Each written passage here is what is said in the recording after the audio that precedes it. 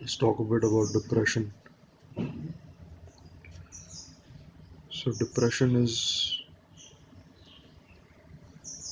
an inescapable consequence of identifying with just the body and the mind, when in truth you are the entire cosmos, the absolutely magnificent, majestic, mind numbingly, stunningly beautiful cosmos, with its infinitude of stars and planets, and flowers and birds, and oceans and rivers, and auroras, and comets and shooting stars,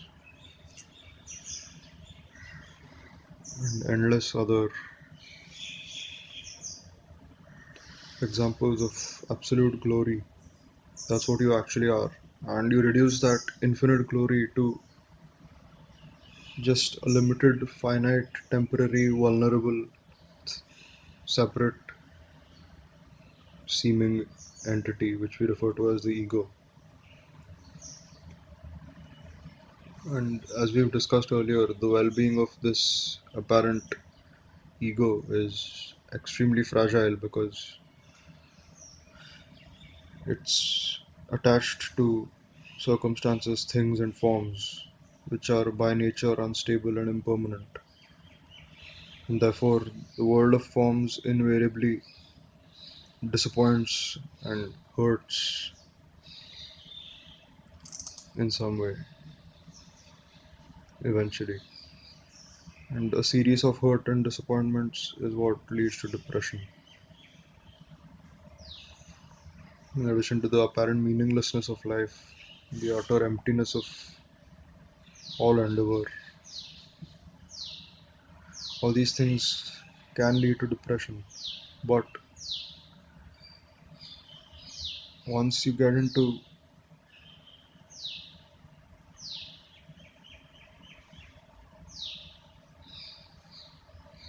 looking at yourself as a depressed person, as opposed to seeing with absolute clarity who you really are, that is the entire cosmos, immediately, here and now, instantaneously, you are the entire cosmos. But the hypnotic, mesmerizing, seductive power of thoughts and emotions keeps you attached to limitation, separation, temporality, finitude, boundedness. And as long as you believe yourself to be bounded, you will want to return to your true boundless self and to end this limited, bounded state that you're in.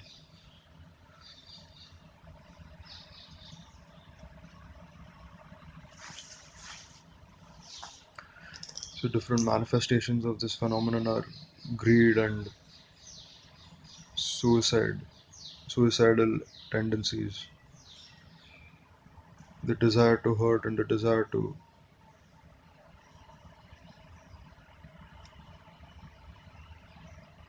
hurt yourself and others. So, as we've discussed, reality is one indivisible whole, and this apparent self and the apparent other are inextricably linked. So, in a state of depression, you create suffering both for yourself and for others. It's basically emotional sadomasochism. Depression is basically like taking a it's like the mental equivalent of taking a knife and stabbing yourself repeatedly. Once we're depressed, we tend to ruminate on the depression and drive the depression deeper by giving it reality, by thinking about it, by dwelling on it. So if we go straight to the absolute truth and see the ephemeral nature of thoughts and emotions, which is seen by seeing that all thoughts and emotions come and go, and the present moment does not come and go. So if you see this,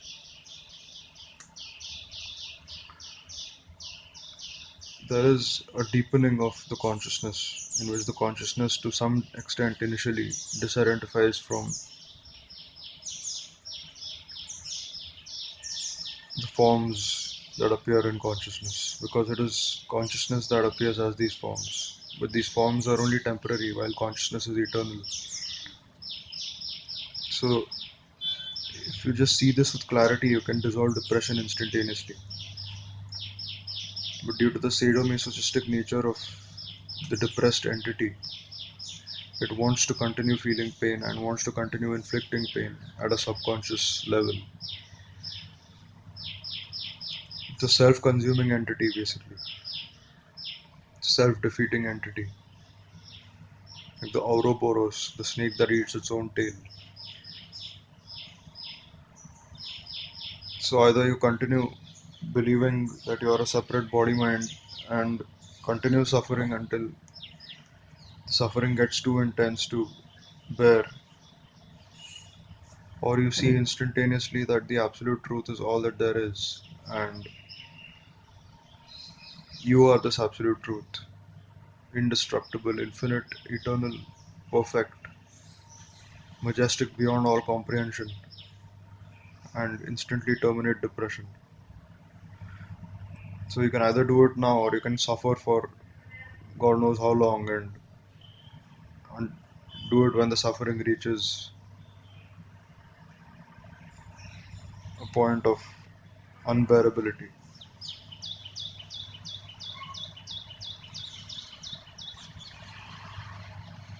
So depression is basically the consequence ultimately of believing yourself to be a separate body mind, because the separate body mind is inextricably linked to form, and all forms come and go, and therefore everything that the separate apparent separate body mind has is going to eventually be taken away, no matter how valuable or meaningful it is.